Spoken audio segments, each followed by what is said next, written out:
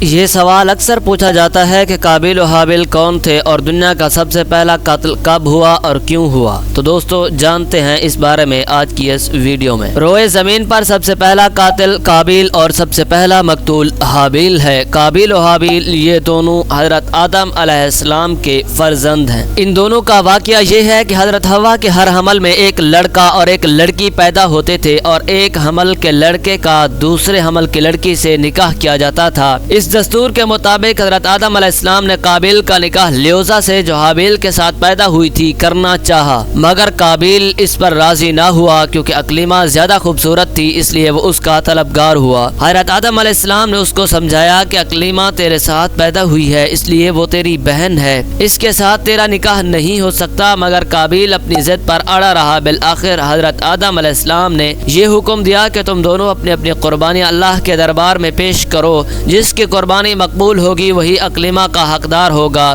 اس زمانے میں قربانی کی مقبولیت کی یہ نشانی تھی کہ آسمان سے ایک آگ اتر کر اس کو کھا لیا کرتی تھی۔ چنانچہ قابیل نے گیہوں کی کچھ بالیں اور حابیل نے ایک بکری قربانی کے لیے پیش کی۔ آسمانی آگ نے حابیل کی قربانی کو کھا لیا اور قابیل کے گیہوں کو چھوڑ دیا۔ اس بات پر قابیل کے دل میں بغض و حسد پیدا ہو گیا اور اس نے حابیل کو قتل کر دینے کی ٹھان لی اور حابیل سے کہہ دیا کہ میں تجھ کو قتل کر دوں گا۔ حابیل نے کہا کہ قربانی قبول کرنا اللہ تعالیٰ کا کام ہے اور وہ متقی بندوں ہی کی قربانی قبول کرتا ہے، اگر تو متقی ہوتا تو ضرور تیری قربانی بھی قبول ہوتی۔ ساتھ ہی حابیل نے یہ بھی کہہ دیا کہ اگر تو میرے قتل کے لیے ہاتھ بڑھائے گا تو میں تجھ پر اپنا ہاتھ نہیں اٹھاؤں گا، کیونکہ میں اللہ تعالیٰ سے ڈرتا ہوں۔ میں یہ چاہتا ہوں کہ میرا اور تیرا گناہ دونوں تیرے ہی پلے پڑے اور تو دوزخی ہو جائے، کیونکہ بے انصافوں کی یہی سزا ہے۔ آخر قابیل نے اپنے بھائی حابیل کو قتل کر دیا۔ بوقت قتل حابیل کی عمر 20 برس کی تھی اور قتل کا یہ حادثہ مکہ مکرمہ میں جبل سور کے پاس یا جبل حرا کی گھاٹی میں ہوا، اور بعض کا قول ہے کہ بصرہ میں جس جگہ مسجد اعظم بنی ہوئی ہے منگل کے دن یہ سانحہ ہوا۔ روایت ہے کہ جب حابیل قتل ہو گئے تو 7 دنوں تک زمین میں زلزلہ رہا اور وحوش و طیور اور درندوں میں اضطراب اور بے چینی پھیل گئی، اور قابیل جو بہت ہی گورا اور خوبصورت تھا بھائی کا خون بہاتے ہی اس کا چہرہ بالکل کالا اور بدصورت ہو گیا، اور حضرت آدم علیہ السلام کو بے حد رنج ہوا، یہاں تک کہ حابیل کے رنج و غم میں 100 برس تک کبھی آپ کو ہنسی بھی نہیں آئی۔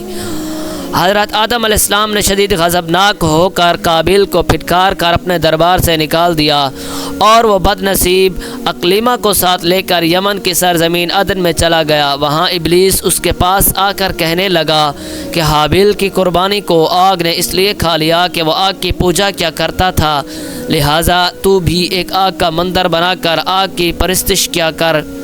چنانچہ قابیل پہلا وہ شخص ہے جس نے آگ کی عبادت کی، اور یہ روئے زمین پر پہلا شخص ہے جس نے اللہ تعالیٰ کی نافرمانی کی اور سب سے پہلے زمین پر خون ناحق کیا، اور یہ پہلا وہ مجرم ہے جو جہنم میں سب سے پہلے ڈالا جائے گا۔ اور حدیث شریف میں ہے کہ روئے زمین پر قیامت تک جو بھی خون ناحق ہوگا قابیل اس میں حصہ دار ہوگا، کیونکہ اسی نے سب سے پہلے قتل کا دستور نکالا، اور قابیل کا انجام یہ ہوا کہ اس کا ایک لڑکا جو اندھا تھا پتھر مار کر قتل کر دیا۔